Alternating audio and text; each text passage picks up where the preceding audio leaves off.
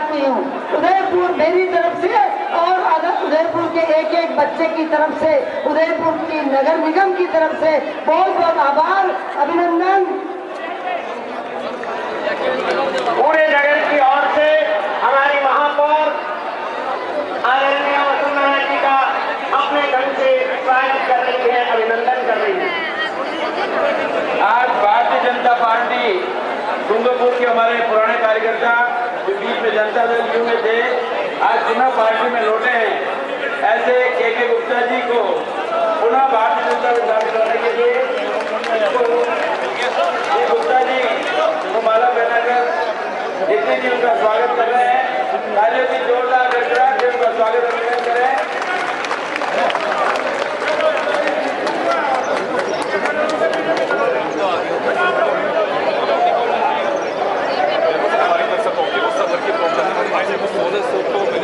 अब उदयपुर के हमारे पदाधिकारियों के द्वारा आदरणीय का स्वागत। और उद्योग नहीं आएंगे तो बेरोजगारों को रोजगार कहां से मिलेगा? आज देश में किसान आत्महत्या कर रहे हैं, किसानों की हालत खस्ता बनी हुई है, खेत में कुएं में पानी है, कर्जे का मीटर शुरू है, तो राजस्थान की सरकार का बिजली का मीटर बंद है, तो बेचारे किसान ये जो स्वराज संकल्प है, मैं राजस्थान की जनता को प्रार्थना करना चाहता हूं कि इस स्वराज संकल्प को आप समझिए, क्योंकि भारतीय जनता पार्टी के विचार का आत्मा यही है।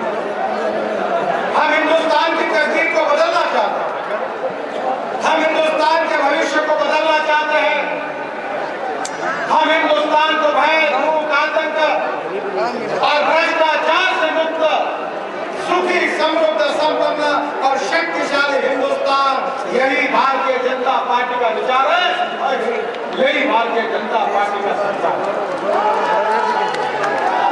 केवल भाषणों में हम नहीं कहते। मैं पूछ रहा था कि किसी भी राज्य की हालत को जानना है तो 3 बातें समझने की आवश्यकता है। मैंने अभी जानकारी ली कि राजस्थान में एग्रीकल्चर ग्रोथ रेट, कृषि विकास का दर कितना है, तो मुझे बताया गया कि केवल 2.2% है। जीडीपी कितना है, जो सकल विकास का दर है, वो कदम रखना शुरू किया था। तो राजनाथ साहब ने, और हम लड़ा करते थे उनके साथ कि बार बार चुनाव के अंदर वैसे ही आप दौरा करती हो और हर महीने 15-20 दिन आप दौरे में लगाती हो।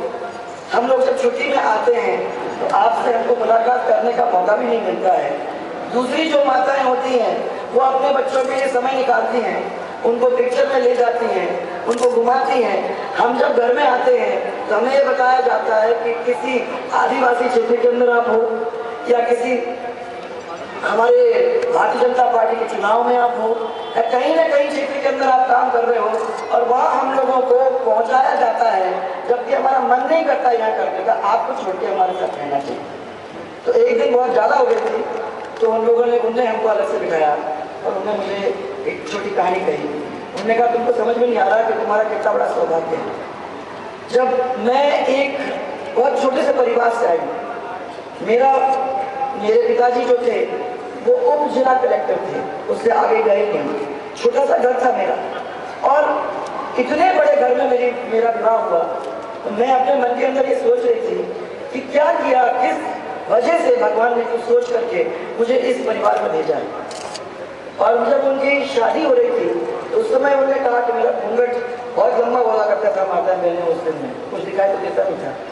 और वो कह रहे थे कि सबके पैर दिख रहे थे, अग्नि दिख रही थी, और उन्होंने जैसे जैसे वो फेरे लिए तो सबके पैर छूते छूते अपने मन में ये कहा, अपने मन में संकल्प किया कि मेरा परिवार अब छोटा परिवार जो भी मेरा परिवार नहीं होगा, मेरा परिवार एक बहुत विशाल परिवार जिसके अंदर ईश्वर ने मुझे भेजा है और जिसमें मेरा सौभाग्य है आने का, ये परिवार को मैं आगे ले जाऊंगी, उसकी प्रगति करने की मैं कोशिश करूंगी और मेरा आखिरी बूंद भी इनके लिए रहेगा।